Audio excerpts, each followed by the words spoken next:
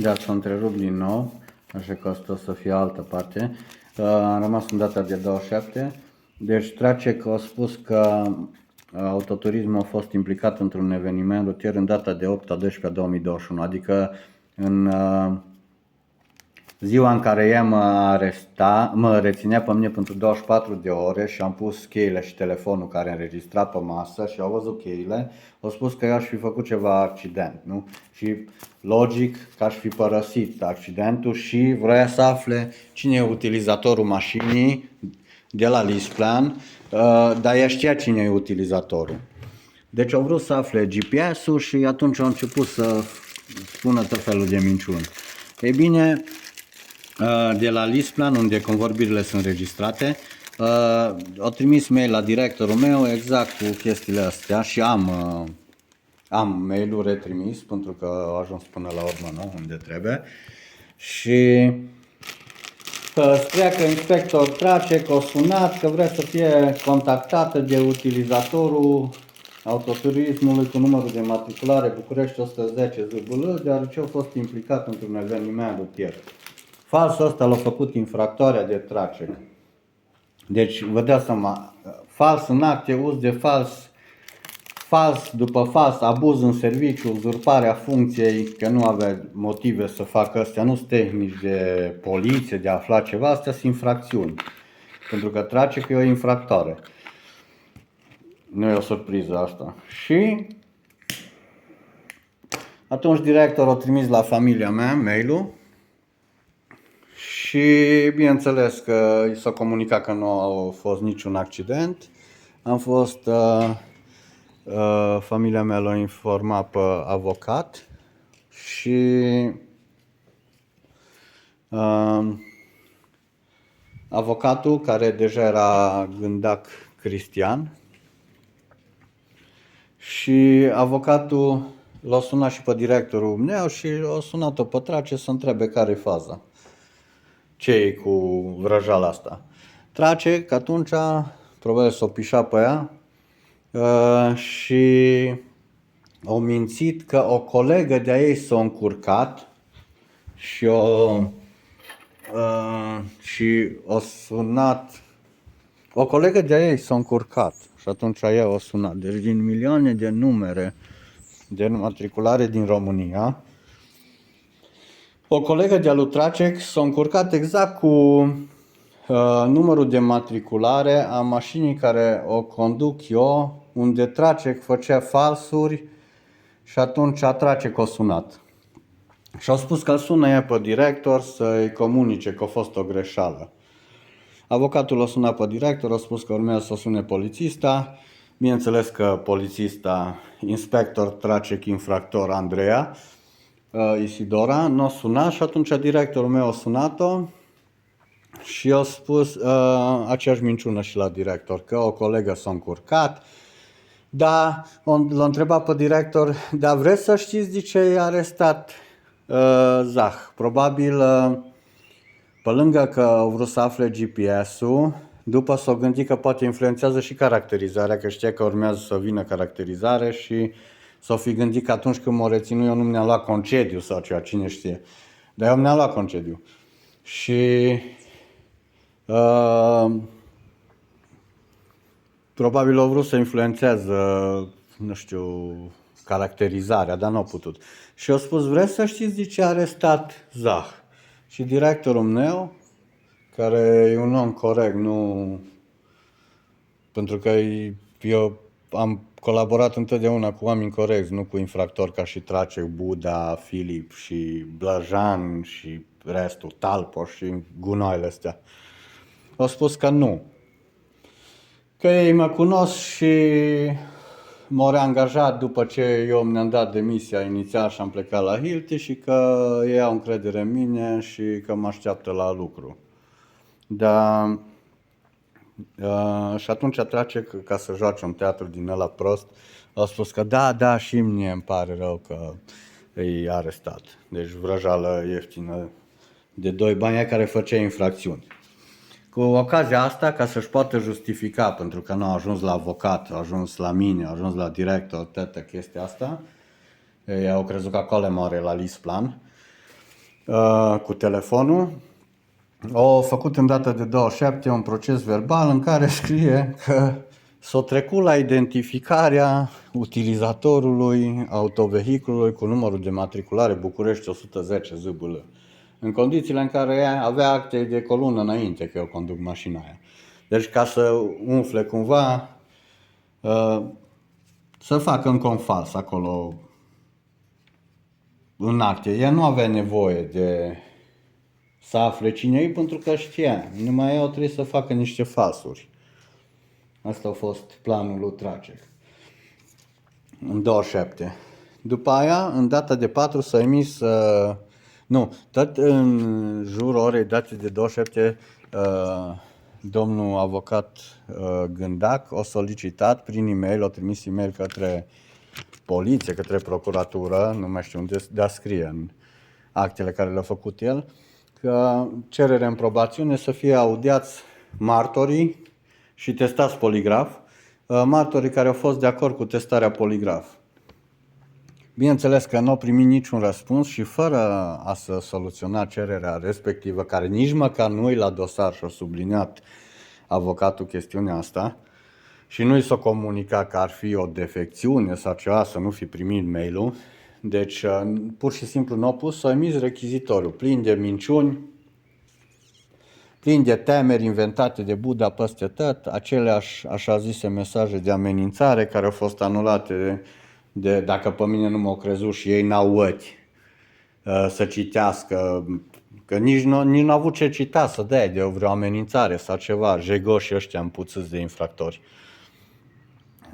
Vorbim de Buddha aici, că ei au făcut rechizitoriu, nu? Cu restul infractoarelor, Georgiana, Tracek, Boilă, bun.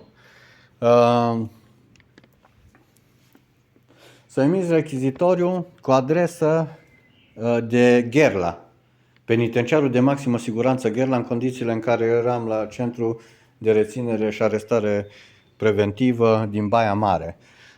Eu am sesizat chestia asta, l-am întrebat pe avocat ce-i vrăjala asta, deja știu ce o să se întâmple și a sunat avocatul și a vorbit, cred că cu Buddha sau cu Tracek, nu mai știu care dintre ele, dar cred că cu Buddha. Și s-a comunicat că e o greșeală, s-a făcut o greșeală. Deci ei știau dinainte ce urmea să facă, pentru că aveau, la următoarea înfățișare era domnită sentința din start pe falsurile și abuzurile lor. Da, am uitat să vă spun că neamul Gondor, Oresea, când m-a arestat, absolut nimic n-a scris când o lua măsura cea mai restrictivă dintre măsurile preventive, adică arestul, n-a dat în încheiere, n-a motivat cu nimic. A pus niște articole de lege și nimic, cum a făcut doamna Ligia Coman, informații personale care trebuia obligatoriu să le iei în considerare sau ce. Au scris 2 rânduri la vrăjală generale care nu aveau nicio legătură cu realitatea, ceva cu pericol social, vrăjeli din astea. O combătut avocatul Gândac de mai multe ori și-o evidențiat chestia asta, dar cum erau toți tomniți, judecătorii s-au făcut că nu văd. Trebuia să spun și asta. Deci nu există o motivare când am fost arestat. Există o caricatură, nu o motivare. O caricatură de infractori, pentru că infractorii sunt, nu? Așa. Și atunci, următoarea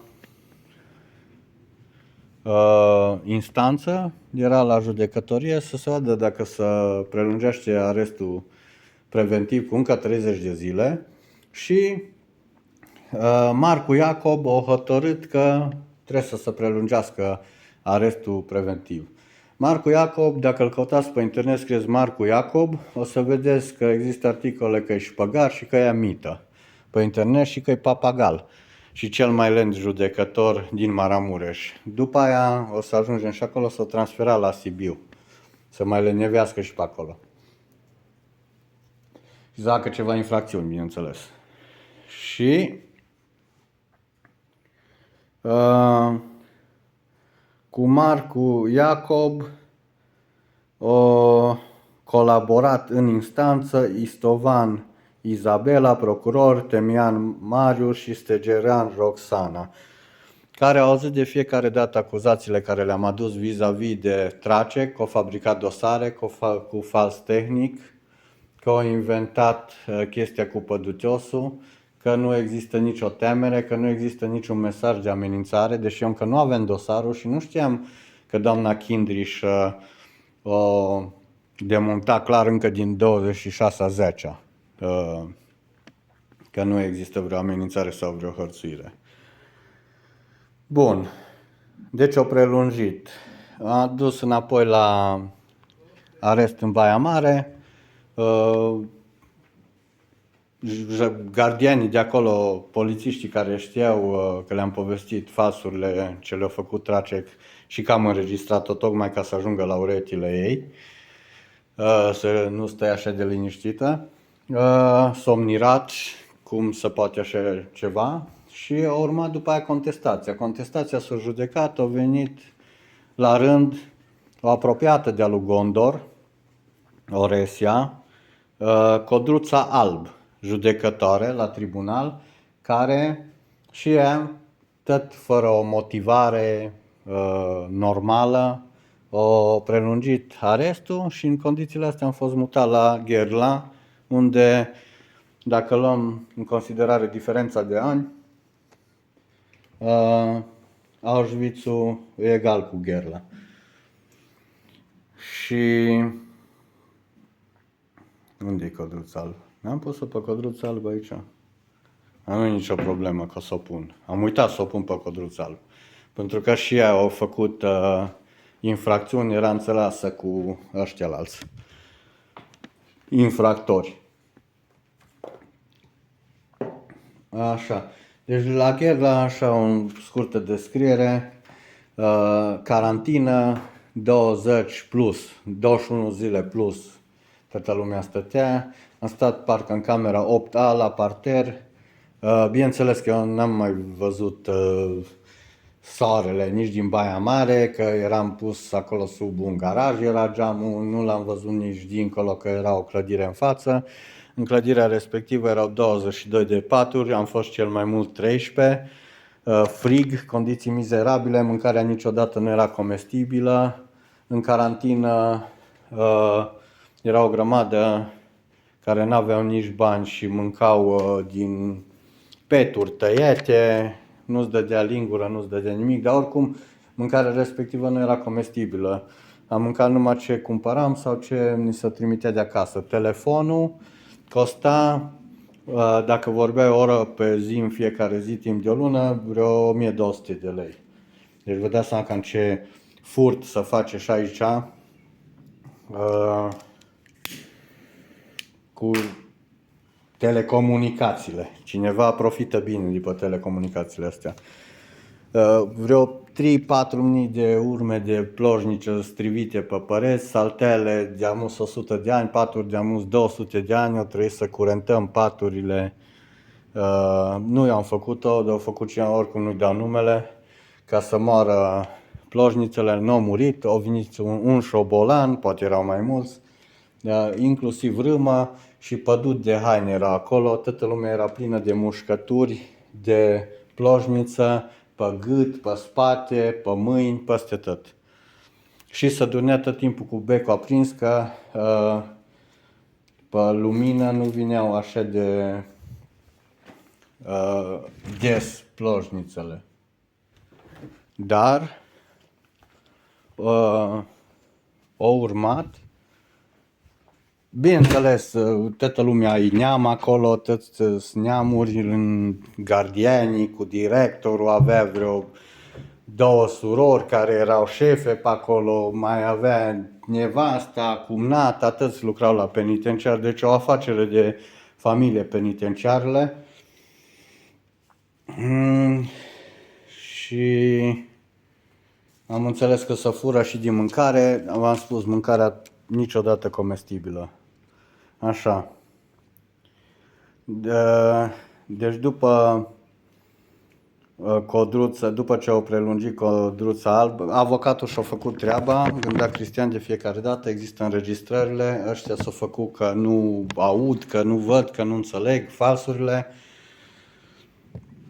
Și-o tot prelungit, a urmat din nou Marcu, care din nou a prelungit măsura arestului preventiv, dar la contestație a venit domnul judecător Francisc Ovidiu, care a întrerupt mizeria și m-a mutat în arest la domiciliu, încă 30 de zile. După arestul la domiciliu, de 30 de zile am fost pus în control judiciar.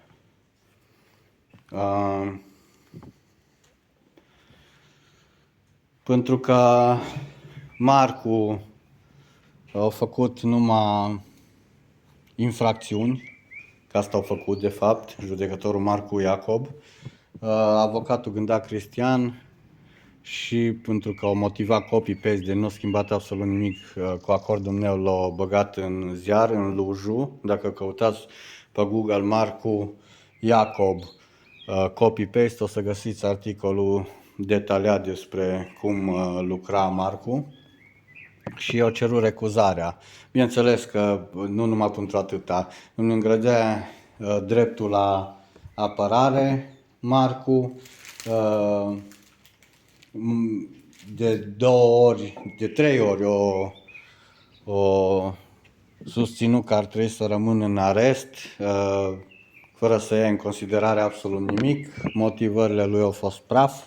O schimbat ordinea ulterior în cameră preliminară, el a rămas să fie judecător, a schimbat ordinea să nu fie parte vătămată, inculpat, laudier și apoi martori, dar eu mi-am rezervat dreptul de a da la final declarația. O schimbat să fie martorii și apoi parte vătămată, cică, și după aia eu, ca să poată să-și regleze declarația, favorizatul, și că și asta, favorizarea făptuitorului, și asta e infracțiune. Bineînțeles, abuzuri peste abuzuri, se poate, e posibilă schimbarea ordinii, dar trebuie motivată dacă instanța consideră. Bineînțeles că nu s-a motivat nimic. Atunci eu făcut cerere de recuzare și reclamație la inspecția judiciară. Bineînțeles, de la inspecția judiciară nu se întâmplă nimic niciodată, că tăți-ți pe mână. Și recuzarea, Marcu era în concediu și îl înlocuia Trufan Andrei Radu, judecător de 26-7 de ani cât avea atunci. Și era extrem de iritat Trufan că avem tupeul să recuzăm, există înregistrarea. Toată ședința s-a uitat nervos pe geam și la noi. Ne împungea cu privirea lui de om normal la cap, între ghilimele. Cererea de recuzare, conform legii, complet următor, trebuie să o judece, să o judeca. Complet următor era judecătoarea Giulia Ema. Din câte am verificat, nu pe are cauză, dar ia salar. Și e o apropiată, cred că a fost și colegă de facultate, în orice caz în Baia Mare au intrat împreună în judecătorie cu Trufan Andrei Radu. O refuzat cererea de recuzare. Bun. Am mai participat, cred că la 1-2 ședințe, după aia au plecat la Sibiu, Marcu. Dar pe toată perioada asta, după cum am aflat după, o păstra legătura cu Trufan, pentru că nu era implicat. Mai ales că Marcu e și prieten cu băiatul judecătoare Gondor Oresea. O păstra legătura ca să vadă cum, și fiind nervos și de articolul ăla din ziar, să vadă cum or putea traduce ei pe mine în continuare, cum or putea face falsuri și abuzuri împotriva mea. Bun. Mai departe, au intrat în horă pe același stil, cu schimbarea ordinii fără motivare, Trufan. Din start au spus că el audiază câte 3 martori deodată, deci era clar că vrea să să facă falsurile cât mai iute. Nu a motivat schimbarea ordinii și la început ne-am înțeles cu el. Avocatul i-a cerut ca eu să fiu audiat la final. N-am comentat nimic, o schimbat ordinea, dar o lăsat ca și surpriză, pentru că a fost sigur avocatul că ăsta nu o să motiveze nimic. Și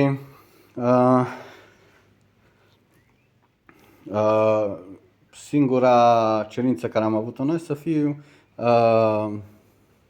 audiat după ce să depun probele și după ce să iau în considerare probele și martorii care solicităm noi. La final, după aia, deci să primească cererea în probațiune, să evalueze, să ceară ce solicităm noi pentru aflarea adevărului și după aia să fiu audiat. Bineînțeles că pe toată durata procesului Trufan, Andrei Radu și procurorii au acționat ca și cum ar fi avocați, așa zise, părți vătămate, pentru că aveau un plan de făcut. Au refuzat majoritatea probelor, au refuzat, în afară de martorul ocular pe care l-au ascuns Tracek, de s-a făcut că nu știe numărul de matriculare,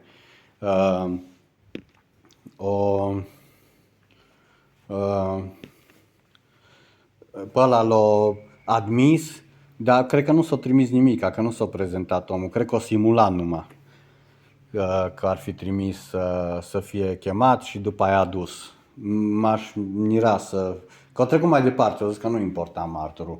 Apoi, când am ajuns la cererea în probațiune, și-o temat Pretina și fratele, cred, că sămâna cu el, să stea în spatele meu, să mă spioneze sau ceva.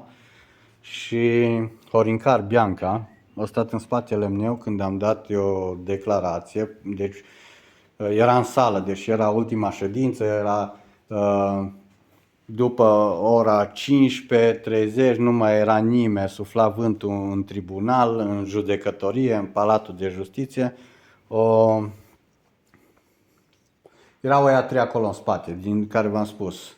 Ulterior am aflat că era concubina judecătorului și după trăsăturile de om normal, cred că era frate sau lui Trufan, i-au dus la spectacolul pe care îl făcea el, la mascarada care o făcea el acolo, că el nu judecă, el face mascaradă. Și o depus cererea în probațiune avocatul, ăsta a spus, bun, acum trecem la audierea inculpatului de servici, adică a mea. Și în momentul ăla noi am vorbit dinainte cu avocatul, a spus că nu are cum să treacă la audiere, pentru că ne-am înțeles de la început că o să fie studiate cererile în probațiune, mai ales că erau de trimis adresă în două părți, trebuia să vină răspuns și în funcție de răspunsurile care îs, ca să aibă și o idee, nu, să fiu eu audiat. Bineînțeles că nu au vrut și a spus judecătorul, pentru că n-aș adus concubina și fratele la spectacol, că nu, că trece la audieri. Și atunci avocatul i-a spus, bun, în aceste condiții ne îngrădiți dreptul la apărare și solicităm recuzarea. Ținând cont că era deja ora 16, judecătorul Trufan a spus, și este înregistrarea audio, păi tot una dacă îl audiez acum sau peste 15 minute. Și atunci direct o sesizat domnul avocat Gândeac și a spus, păi v-ați și antepronunțat. A început ăsta să se câcâie pe acolo, să se bâlbâie, Trufan, că au văzut că l-a prins cu antepronunțarea și a închis sala, a ieșit și prietenă sa afară și am întrebat oare ce cu ăștia ești cine, că nu mai este altă cauză? N-am primit un răspuns satisfăcător atunci. Deși, din câte știu, avocatul Gândac o cunoștea pe respectiva, nu știu, o omis să-mi spună. Da, și a apărut că se continuă. O deschis sala, că se continuă și am trecut eu să dau declarație. Și când am dat declarație, a durat, nu știu, vreo 3 ore.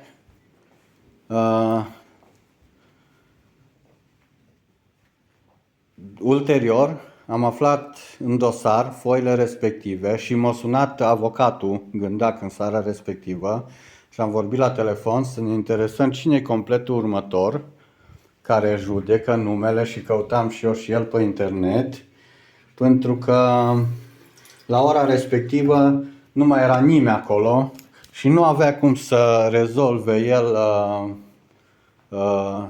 să se refuză recuzarea. Deci sigur era o chestiune că ar fi falsificat semnătura.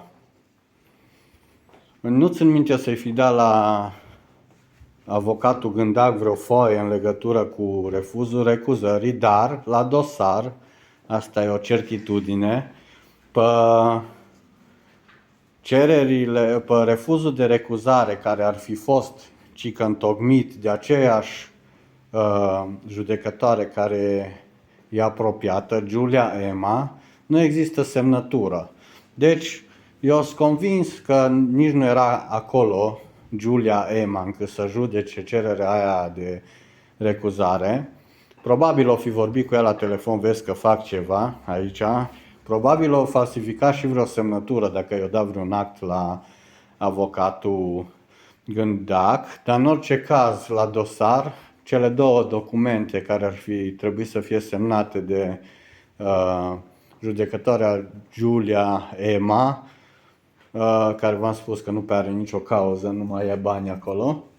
Cel puțin eu așa am văzut, nu acuz, așa am văzut din ce e public pe internet, o să mai verific.